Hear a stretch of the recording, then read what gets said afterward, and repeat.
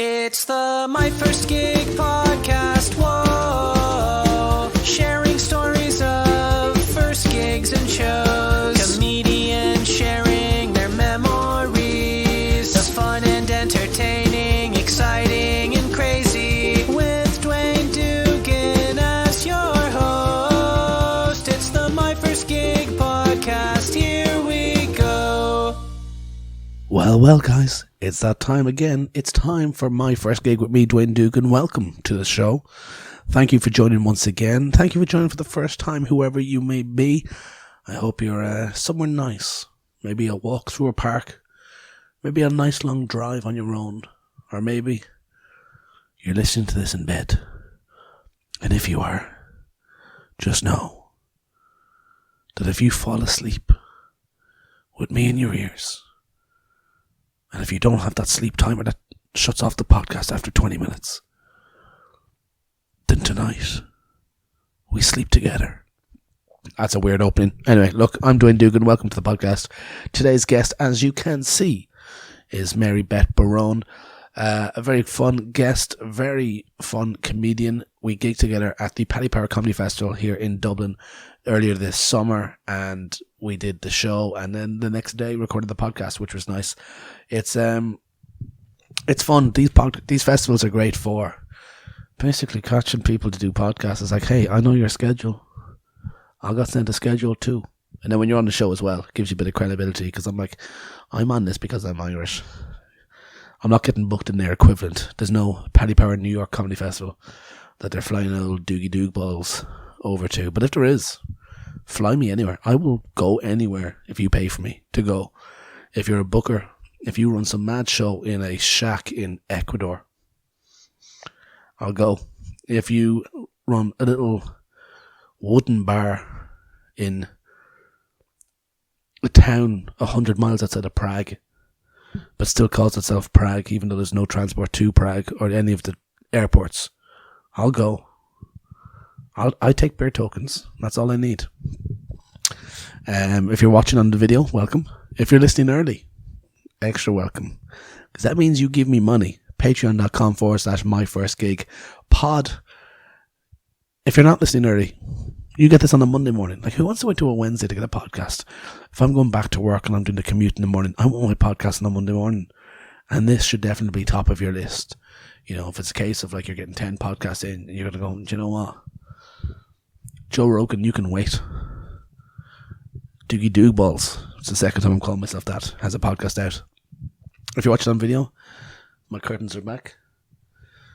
If you haven't listened, update, I just bought a house, and that's pretty much why I'm asking you to subscribe to the Patreon. It's not actually to support the podcast. It's not actually so you can get benefits. It's so I can pay for this. I don't know how to pay for this. It's wild. And I'm like, it's a bit bittersweet. I've tried for so long to get this place.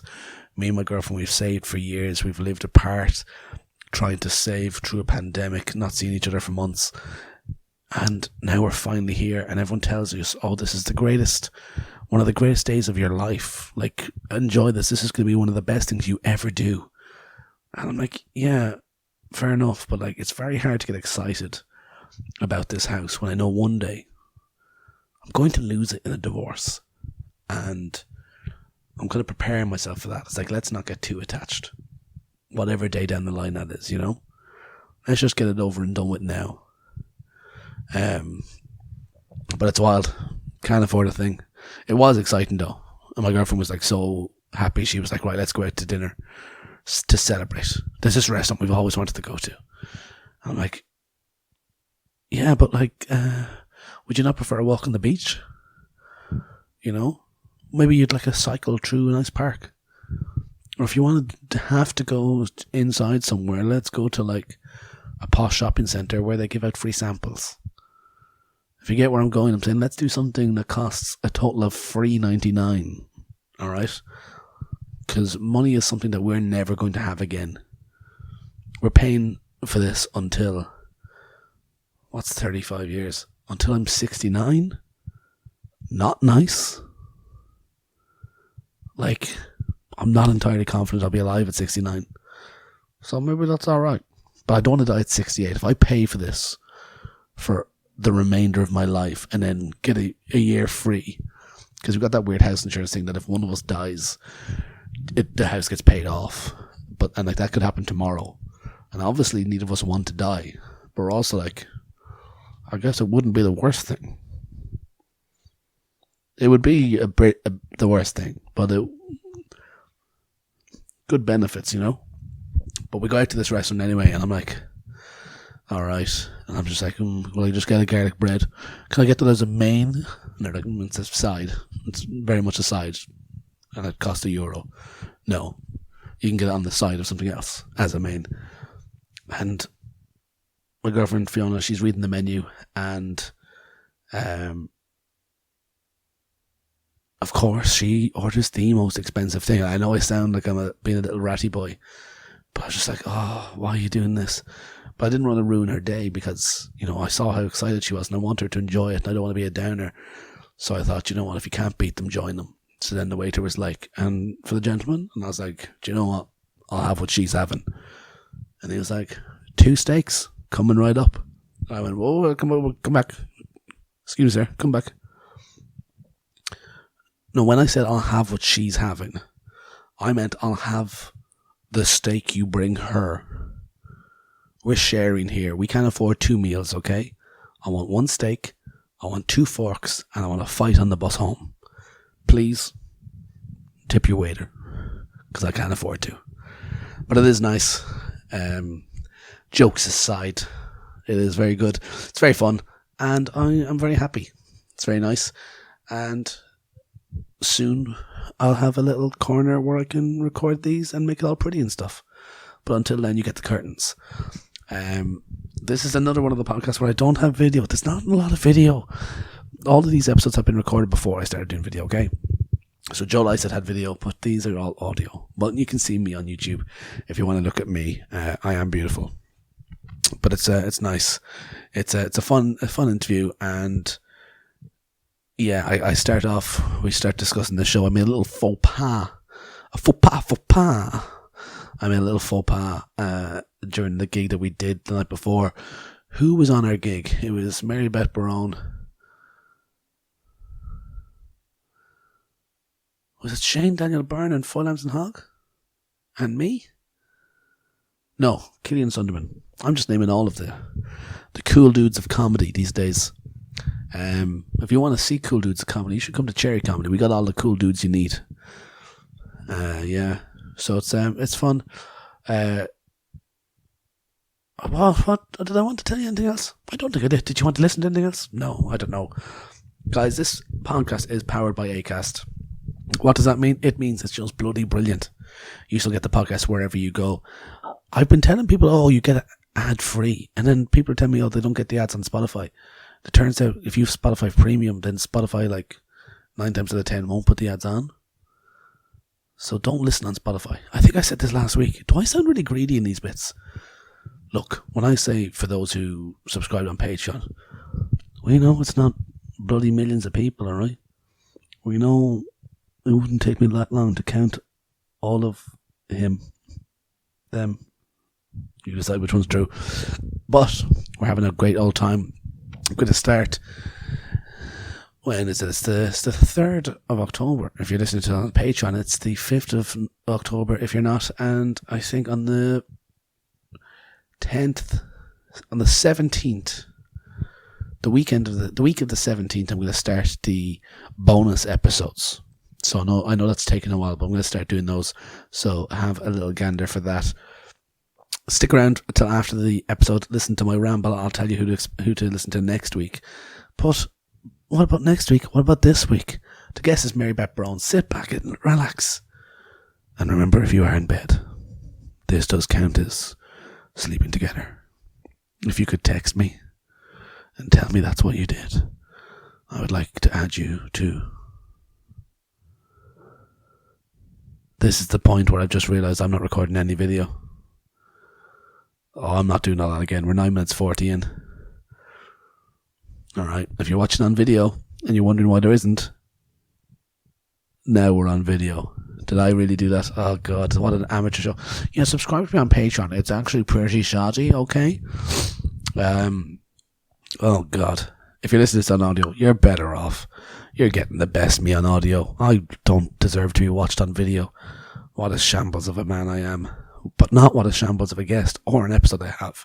And it's time for you to listen. So, as I said already, but as I'll say again, and I mean it with so much more passion this time, sit back, relax, enjoy yourself, get comfy, have a loved one nearby, pop in your earphones, and listen to my first gig with Mary Beth Barone.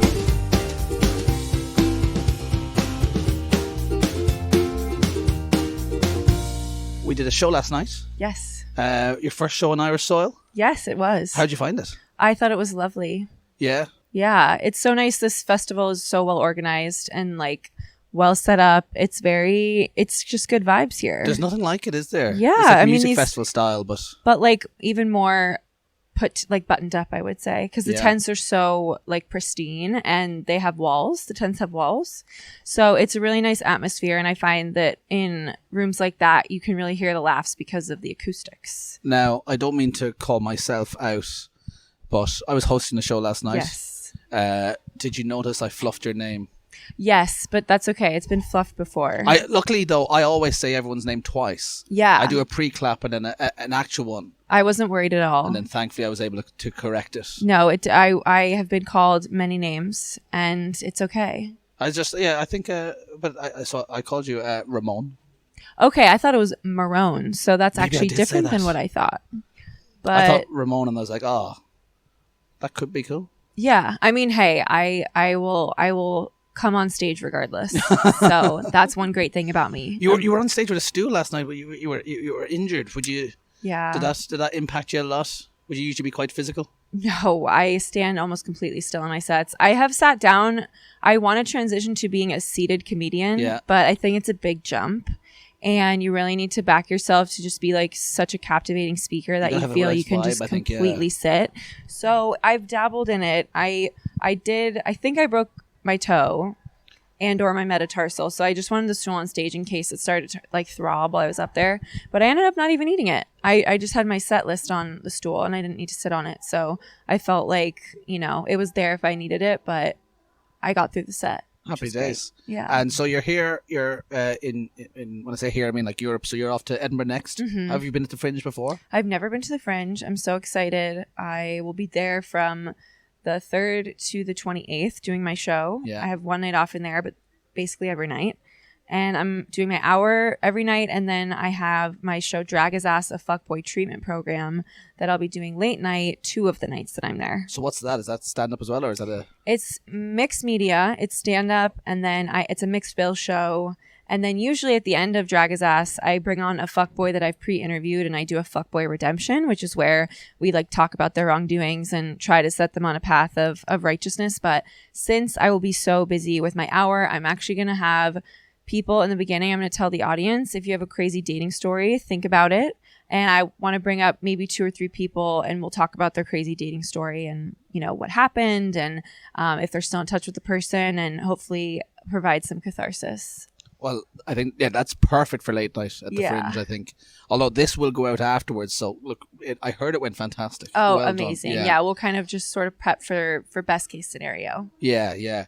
What's the plan after the Fringe then? Because that's fairly intense. Like, it's like one day off, 2 shows a day. I only have 1 show a day. But the night show, no? The night show will be, I'm only doing it twice. Oh, so sorry. that's good. But I was thinking that was a lot to take on if you're doing it every that day. would be crazy. I'm gonna go back to the US for probably a month and, get settled back in New York, maybe do a trip to LA, and then I have a couple other projects I'm working on that I think I'll have to put on the back burner for Edinburgh. So I will be starting those back up. Diving back in. Very good. Well, before we chat about your first gig, if I said to you, what's your first memory of comedy? Mm-hmm. And that can be comedy in any sense. What do you think of? My first memory in comedy. My family is a very comedy-focused family. Okay, we are very funny people. Both my parents are funny in different ways. And so we were, you know, very into watching family comedies and maybe some comedies that were not as appropriate for kids, but they would fast forward through the bad parts so we could all enjoy them together. And I think so. We always had a taste for comedy, and I think my first memory of sort of independently deciding I thought something was funny was when we have a program in the States on Nickelodeon called Nick at Night, which is late at night. They play reruns of old sitcoms. And I don't even know if it's a thing anymore, but they used to play reruns of I Love Lucy, which is a black and white sitcom from, I guess, like the 50s. Yeah. And it was about this couple, Lucy and Desi. And it was just Got Lucille some Ball explaining to was... do. Yeah, exactly. So she was the heroine, the protagonist, and she just was like so captivating, and her physical comedy was amazing. And even as a kid, I just found it so entertaining. So I would stay up late as much as I could to watch her do her thing. And I have many VHS tapes of old episodes, and yeah, I really just fell in love with the whole show. Have you held on to your VHS player and all?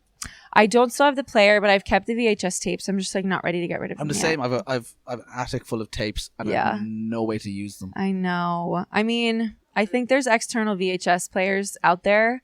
I don't have one, but certainly now with like vinyl, even now in music is uncool. It's back at cassettes now, right? So VHS is making a comeback. It has to. I pray. Like as shit quality as it is, it's going to come back with the. There's something wholesome about it. Yeah, some of the films I used to watch as a kid. If I watch them now, you know, in the widescreen and the 4K and all that, if it doesn't have that wavy bar down the bottom, I expect it. You should have to put work in to rewind something, because that shows that you really want to watch it. Well, my VHS growing up didn't rewind. It was broken. I had a second-hand one. The only way to get it to rewind was to let it play till the very end. And then it would automatically. But like, wow. Oh, it was a nightmare. But yeah, so that's your I Love Lucy's your first memory of comedy, or your first kind of what you think of when you think of comedy. Humor is a thing in what you kind of consume growing up at a young age. When do you think you became aware of like stand-up comedy? My dad had stand-up records. I remember Steve Martin specifically was one that we listened to. And I always was aware of it as a medium. And there were definitely some stand-up specials that we enjoyed as a family. And then I didn't attend a stand-up show until I was, I guess, in my 20s. I mean, I consumed a lot of stand-up like on Comedy Central and HBO. But I went to the Comedy Cellar. That was my first comedy show I attended in person, probably in my early 20s. And I just remember being like so obsessed, and we would go all the time. And then off of that, I signed up for improv at UCB because I just thought it would be fun to do. And then from there, I really fell in love with stand-up after I did my first gig. There we go. And look at that segue. Well, we won't go there just yet. I'm going to stick with some of those early things. So Steve Martin records. Any other names that you remember? Kevin James had a stand-up special on Comedy Central, Don't Sweat the Small Stuff. And it was just so funny. Like, we watched it a lot of times in my house. So that was one. I think Paula Poundstone was definitely a regular. And I'm trying to think of some other comics that we would watch, just like their hour-long specials as a family. I can't, there's a few that I won't name anymore due to maybe how the environment has shifted. Of course. But they were still integral in my introduction to comedy. Yeah. Jim Gaffigan as well. Oh, big in my family. I guess, I always ask that question because I'm like, it's so different for American comics because it's like stand-up, it's on like Paramount Comedy or Comedy Central or like if you wanted to watch a comedy special here, 20 years ago, 25 years ago, if you didn't go to the store and buy it, you weren't going to see it. See it, yeah. And like they definitely were popular, but just niche. So it wasn't something that like was on TV. I'm going to say until I don't know mid noughties or something like that. At least not in my mind. Maybe it was. I just wasn't aware. So you're a fan of comedy from a young age. You listen to these records, watch these specials, but you say you don't see comedy live until your 20s. Mm-hmm. Was it just that you didn't know that you could just go and see a show, or was it just it didn't come about? Yeah, I guess I just didn't really have a concept of the culture. Yeah. Like I knew that there were stand-up shows and I knew people who had been to them, but I didn't realize that there were shows like every single night at these amazing venues in New York, and you would see up and comers, you would see established people, and at the Cellar there's always sort of that element where maybe someone might drop in. But I think there was, it was sort of this weird thing. Once I was aware of it, I was just like obsessed with it. Yeah, I noticed that. Yeah, because I was certainly aware of comedy here. I used to, when I visited Dublin, I didn't grow up in Dublin, but when I visited Dublin, I'd go to comedy clubs. When I moved to Dublin, I didn't until I started. Yeah, I always find that very strange that like I knew it was there, but just never went for it. Some of those first times going to the Cellar and stuff, do you remember what any of the names you would have seen back then? Yes, I remember Lisa Traeger was there. Matteo Lane was there. I saw, who are other people that I saw there? I think, Amy Schumer dropped in one of the times, Jon Stewart. So it was really a range of people that I didn't know, but then would, become fans of, and then ultimately meet some of them and become friends. Jared Freed hosted a lot when I went. I'm trying to think of other, Andrew Schultz, definitely, Mark Normand, Joe List, Gary Goldman. So yeah, it was quite, quite an introduction. And they would do their 15 or 20 minutes. And then I just remember I would like be keeling over laughing. And I was just so impressed and blown away. Yeah, a lot of those names have been here over the years at this festival. It's always fun seeing Greer who comes Barnes over. was great. Will Sylvance. Like, there were these regulars who would sort of close out the show every time. And I just, like, no matter how many times I heard their set, I was just, like, pissing myself. So how long were you going to comedy before you thought, hey, I want to do something? Or did you need to sign up to improv before you thought about that transition? I probably was going to shows at the Cellar for maybe like a year interspersed, like not super frequently, but it was always just a good option, like for a date night with my then boyfriend. And then I signed up for improv with no real expectation of what it would become for me, but I just thought it would be sort of fun to do. I always felt very performative as a child, and I wanted to be an actress for a while, so I thought, you know what, maybe improv would be fun. And then it just became this thing that I was like, it was the highlight of my week every week. And then I took the plunge, did an open mic, and decided. I was also watching a lot of comedy at that time. Amy Schumer's show was exploding, and she had an amazing special on HBO. I was getting really into like Andy Kindler and Michelle Wolf. And so it was really like, I think it was at the beginning of this phase that we're in now, which is like comedy just became like something cool. Like it was like, oh, and that's not why I pursued it. Obviously, starting with improv, which is inherently uncool. I wasn't like, I want to do a cool job. I was just like, oh, I'm going to take improv, see what happens. And then I knew pretty soon into doing it that I was like, how can I make this a career? That was my focus for a while. I was going to ask you if you were at all performative as a child. Did like what you wanted to be an actress? You said what like going through school and anything like that? Like any performance based things? Yeah, I took voice lessons when I was in 5th grade, and I thought I could be like a pop star, Disney kid, actress, multi-hyphenate.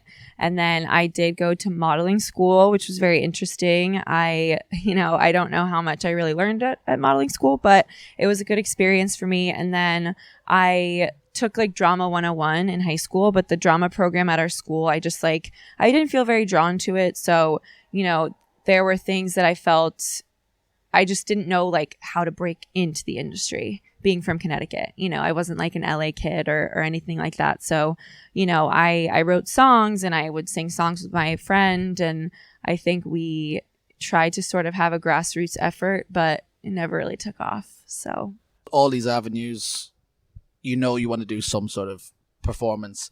And is that what led to going right? Improv is potentially that?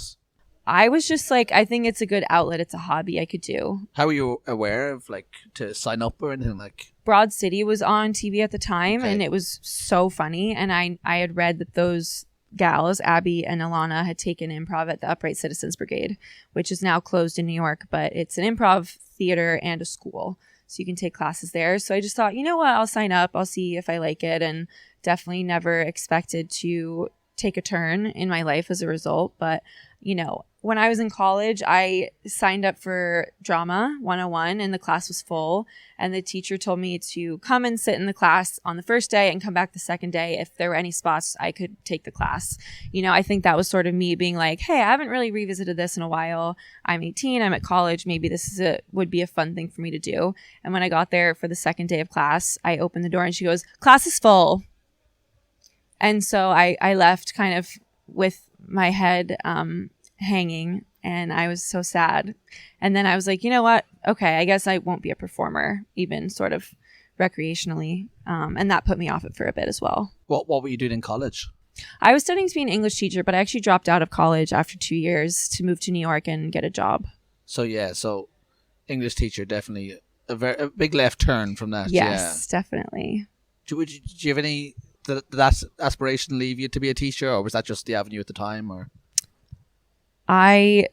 absolutely not. No, I didn't finish college, so they literally would not allow me to. But also, I think, you know, teaching is a very specific skill, and I don't have that in me. So I would love to play a teacher on TV, perhaps, but I don't. It's not the lifestyle for me personally. And the improv class now. So tell me about that. Like, when you sign up, is it evenings? Is it part-time? What does that look like? It was once a week for 3 hours, and I think it was a 6-week program, and then you do a graduation show. And I just remember I was so excited to be meeting people from all over the country, all over the world, with totally different experiences from mine, and just like make comedy with them.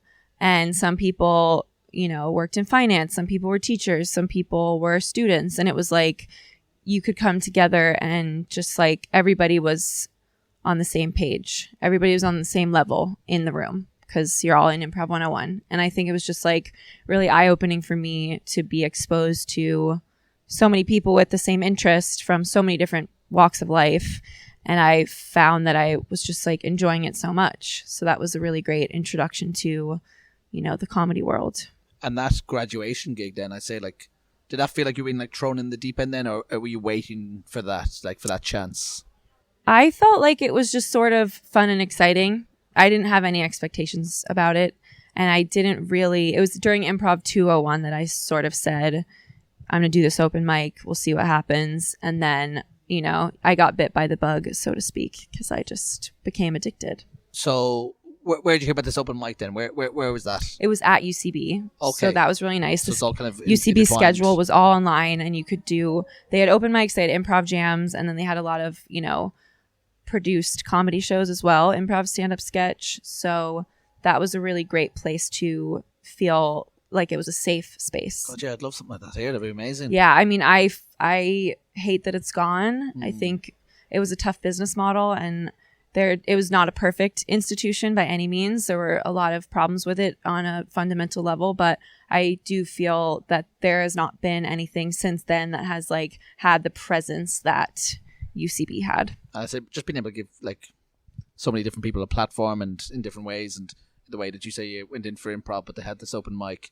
So the open mic, is that like when you say like it's part of that as well? Is it like under the same umbrella, or is it that when you go from doing improv to signing up for this open mic, does the community that you're in the improv with, are they aware of this now, or is it kind of, are they separated? Basically, how it was structured was there was a training center, and there were two theaters. So there was a theater in East Village and a theater in Chelsea, and the theater in the East Village had more stand-up. So it was like you could look at the schedule, see when the improv jams were, when the house teams were performing, all that stuff. And then it would also say when the open mics were. So you would go to the open mic, put your name on a sheet of paper in a bucket, and then you would sit in the audience and wait for your name to be called. And so the sets were 2 minutes each. So you had 120 seconds up there. And this one happened to be an all women's open mic. So it was hosted by Anna Dresden and Sue Smith, and they were just so lovely and welcoming. And it was a really great environment to do something for the first time. Yeah, that sounds scary. Just like, you know, while you might know yourself, hey, I'm going to sign up, I want to do this. The fact that you don't sign up until you're there and then sit in the audience waiting. Yeah. That kind of terrifies me a little bit now, even just saying it. It is an insane thing to do. I will definitely agree to that. And I didn't tell anyone I was doing it. I told my brother, but I didn't tell anyone else. And I just thought, you know what? If I bomb, I'll never do it again. I just want to try it. And I mean, there were days that I went after that where not everybody got called. Like we would run out of time. So I look back on that instance and I feel very lucky that I was, delusional enough to sit in that seat until I was called, and I got up there and did my thing, and it was a pretty wild rush. Yeah, imagine you weren't called that first time and you just have to go home. I know, and then come back a month later because All Women's one I think was only once a month. Right. And so like 2 minutes is not a long time. So like how do you because I think everyone's guilty of say you have a 5 minute set open or 7 minute, whatever it is. You write what you think is that, but it's so much more and you don't know how to control your time or anything like that. So how do you write for 2 minutes having never written a stand-up set before? I truly just had jokes written in a notebook and I was like, I'll just read as many as I can in 2 minutes. Right, yeah. So I'm sure I spoke a mile a minute and I was rushing and I had no calmness on stage whatsoever. So I just remember a few of the jokes I did, they were very blue because I think a lot of, new comics do that stuff. And I still am pretty blue now. But back then it was probably just a little more crass than. I did enjoy last night. I had to acknowledge it in the crowd. There was some older people and certainly knowing the Irish people. I think I repeated the phrase. I can't remember the context that I was in, but it was pussy and butthole. Yeah. And then I remember going, because did everyone expect to hear that? I literally just locked eyes. She was on the left hand side, this old woman who she just put her head down and just started shaking. And I was like, no, she didn't expect to hear it. Not once, expecting it. Again, then later on. So that's, I guess that strategy of just reading until you're done. Mm-hmm. Because I guess, because that's why I asked about how do you write for 2 minutes? Because if you have a start and an end, but you don't get to the end. Yeah, there was no strategy really. That was a safe way to go about it. Yeah, and I think, when I don't even remember if they lit people because that would, if you light after a minute and you have a minute left, but I probably did, maybe a few less seconds just to not go over because I didn't want to make a bad impression. And were these stuff that you'd been writing since you'd started the improv course, or was this something you wrote purely with performing at this open mic in mind? I had been writing down some ideas for probably a month leading up to it. And then I figured, an all women audience, maybe these jokes will be funny to them. Yeah. And I felt really good about it. Then the second open mic I did was in a basement of a comedy club and I was the only girl. So my material did not go over as well in that environment. But I think, nowadays it's great because there's a lot more queer open mics, LGBTQ friendly, female and female identifying only. And I think that is really great for newer comics to have those places to feel comfortable because that's been much more expansive than it was when I started. Oh yeah, it's something I never thought about until I was deep into it. But it's I couldn't imagine how intimidating it is generally. But I've never had to deal with the fact that I'm going into a dark basement and it's just 20 lads, and if they're new, they're talking about all these things, and that's a different vibe and environment, right. So it's certainly that you had the chance for that open mic to get your foot in the door because who knows what if it went some other way. Do you remember anything about the day before, as you're prepping for it, as you know that it's coming up and the clock is ticking down? How you're feeling?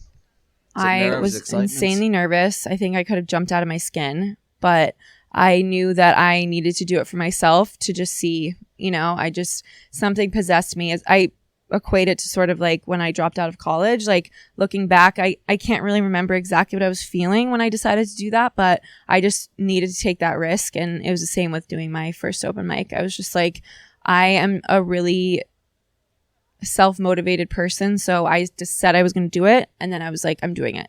And I guess it must be such a different feeling from the improv. So it's good that you have that kind of just let's go do it. Yeah. Because obviously you've got a lot of rules in improv, or guidance at least, and while it's very reactionary, and you can have a couple of things in your back pocket in case, but you're not going up there going, right, here's something I prepared. Right. And there's also, 7 other people on stage with you. Yeah. As opposed to stand up where, just me, myself, and I. And how did you find that being on your own and like here's stuff like you're openly telling people here I've made this at home, here it is now. Right. I definitely appreciated the magic of improv and how you can really find things that you're not expecting, but ultimately I am a little bit type A. I'm a bit of a planner, so I felt there was comfort in just sort of going up there knowing what I was going to say, even though if you fail or fly or whatever, it's all on you as opposed to a group.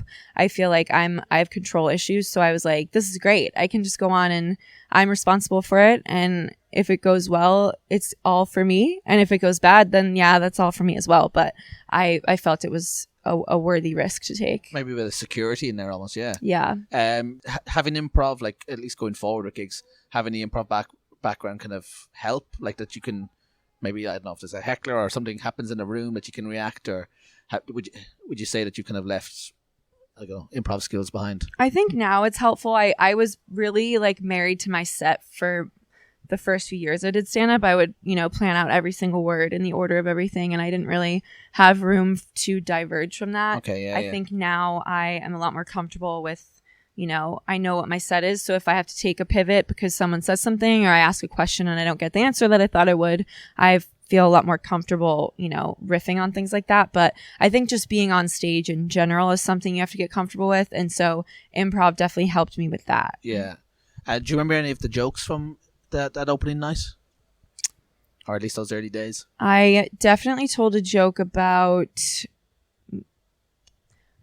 planning to stay a virgin until I was married because I grew up Catholic, and so I had some sort of joke about abstinence only education, and then I think I joked about I don't even remember, something about. Yeah, I just remember that was one of the concepts. And then I have a bit about circumcision, and I think I did like a kernel of that at the time. So I don't remember exactly what the words were, but that bit became something that became part of my set that I, will still do to this day. So oh, wow, very good. Yeah. God, yeah, I toyed with the idea of doing this as a live show. It was going to be at the Fringe actually, and it was doing this as a live show and then getting them to perform some of that their first early gig. I have my notebook still. I know that. That's very cool to have. But like I get 2 reactions. People who can't remember, I go, "There's not a fucking chance." I think it's fun to reflect on who we once were. Oh, of course, but I guess saying them in your current skin's a very different thing. Yeah, I think there's definitely some jokes I did early in my career that I would not still do and don't still do. But and after that first gig, now, so happy with how it went? Thrilled. I mean, it went so well, and I was like, oh shit, I want to do this for my job. And did you just start, like, I know you were saying like those gigs were a month in between, but then the next gig, but there were so many open mics in New York. Did you just get stuck in? Yeah, I every night I could, I would either go see a show or do an open mic, sometimes both. Okay. And then I continued taking improv classes at UCB, and I started doing bringer shows, which is, I don't know if you guys have those here. We don't, thank God. I moved to London for a year, and my first gig was a bringer. I didn't realize. Yeah, it's They're tough thing. I mean, basically it was, you'd have 15 comedians on the lineup, and anyone could do a set as long as they brought, it was pre-booked, but like if you brought 8 people, you could do a set. So you would have a lot of people there, which was great. But I think it's a tough thing to do consistently for a long time. So, you invite work friends, you invite home friends, you invite college friends, you invite your family, sort of all to these different shows just so you can get reps in, as they say, and hopefully eventually get a tape, which was something that was nice to come out of the bringer shows. You would get a tape from some of them. And then I used those to send to producers. And I was so brazen. Like I would message anyone that I knew who produced a show with my tape and be like, I would love to do a set. Like, please let me know. Here's an example of my material. And I was just so fearless at the beginning. Now I look back and I can't believe I did that, but it was so important to have that level of delusion to be like, I can get booked. Like I've been doing stand-up for 4 months and I can get booked. Well, no, I wasn't going to say that you were delusional. I was going to say I did something similar, but I think it was delusion rather than kind of confidence. I was like, It was the morning after my first gig. We'd filmed it ourselves. It was a 13-minute set because we didn't time it. Oh my God. And then I sent it to the biggest club in the country here. And was like, hey, can I do your show? And they were very nice about it. And I was just like, I wouldn't have looked at that message. Like, no. Like, no. I mean, a lot of people just didn't respond, which is fine. But some people did. And I think that was important for me to be putting myself out there. And how long do you think you were doing it before you started to get, as you say, you more comfortable and kind of stuff like that? I did a show at Gotham Comedy Club that was a bringer show, but it was like a competition show. And I think it was my 5th show that I'd ever done, like, of a show, not including open mics. And I won. And I was like, okay, this is going well. Like, I think I can really double down. And that's when I decided to quit my job and break up with my boyfriend and move out of our apartment. 5 gigs in? Yeah. Fuck it. Yeah. It's, 25-year-olds. They're liable to do anything. Fair play. Wow. That's well, look here. That's what you got to do. And here we are. There you go. It sounds mental saying it, but here, of course, it worked. Yeah. So with that kind of get up and go attitude from that very early time, if you today go grab yourself before your name gets called and you go up for your first 2 minutes and just take yourself aside for a minute, what do you think you'd say now? No butterfly effect, things in effect now. You can... Right. You're just sort of imparting something. I would probably say, like, things are really about to change for you, and just don't hesitate.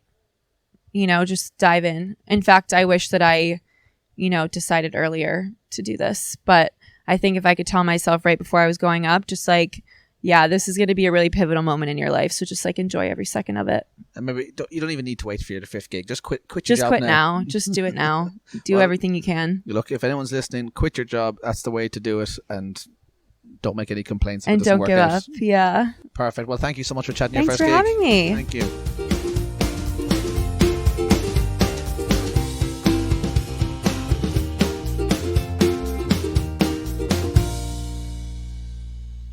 There we go.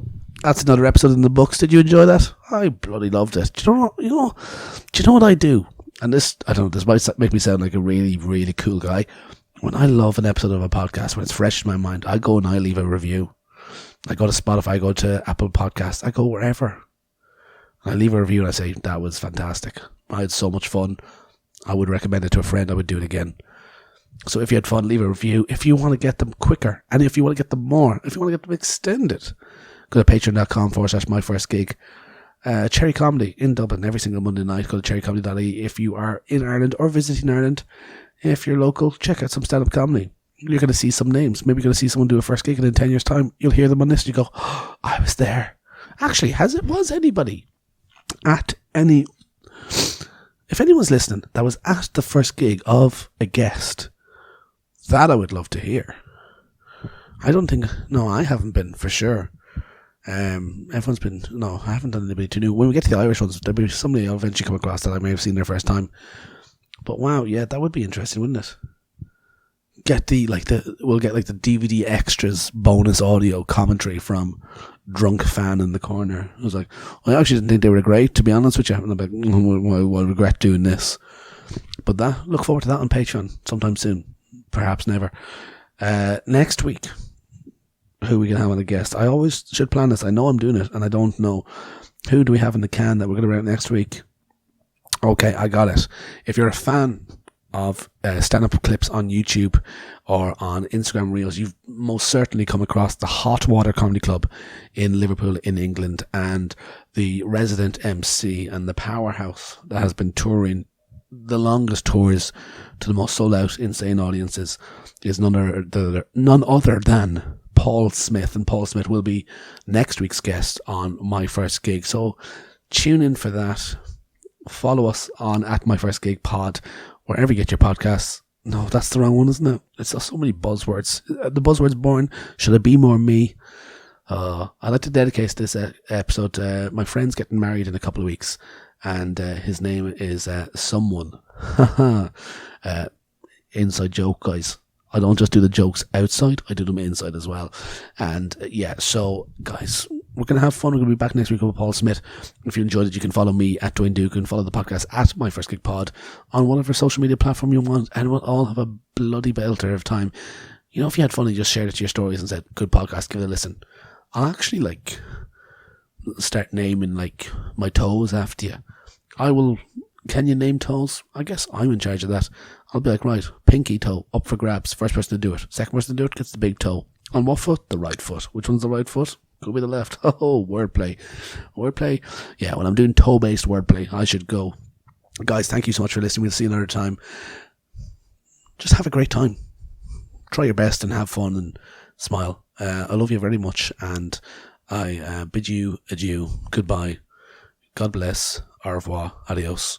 I've been Dwayne Dugan from My First Gig. We will see you another time. Thanks. It's the My First Gig podcast. Whoa. You've been listening to the My First Gig with Dwayne Dugan on Acast. Follow online at My First Gig Pod or at Dwayne Dugan. For classic episodes, ad-free, early access and more, head to myfirstgigpod.com. This is My First Gig with Dwayne Dugan, powered by Acast. Enjoy.